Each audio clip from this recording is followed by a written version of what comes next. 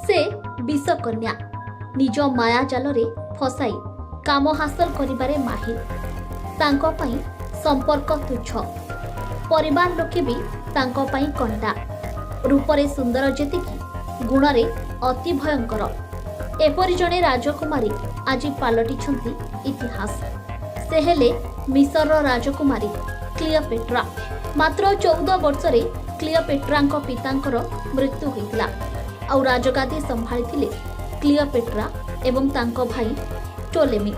हेले भाई भौणी मध्यरे चालिला पतियारा लढेई। एथिरे हारी जाइथिले क्लियोपेट्रा।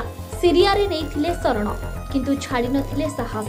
रोमर शासक जूलियस सीजर को निज प्रेम जाल फसाई क्लियोपेट्रा। यहा परे मिसर उपरे करिथिले आक्रमण। आउ भाई टोलेमी को करिथिले हत्या। नेइथिले भयंकर प्रतिशोध। राज सिंहासन रे बसिथिले निजे। आउ एक रहस्यमय कथा भी क्लियोपेट्रांको सह जड़ित। रोमर राजा अगस्टन क्लियोपेट्रांको पराजय परे निज शासन आरंभ करथिले।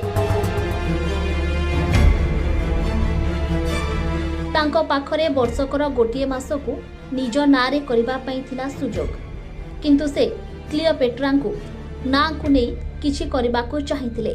तेबे वर्षर 8म मासकु बाछिथिले से, जेबे क्लियोपेट्रांको होइथिला मृत्यु। अगस्टन क्लियोपेट्रांको करिथान्ते बंदी यह जानि पारिथिले क्लियोपेट्रा। तेणु निजको करिथिले शेष। प्रेम पाई नुहे बरम निज स्वार्थ पाई मरिथिले क्लियोपेट्रा। एमिति आहुरी रहस्यमय कथा सह जड़ित क्लियोपेट्रांको कहानी, जहाँ आज भी अंधार रे।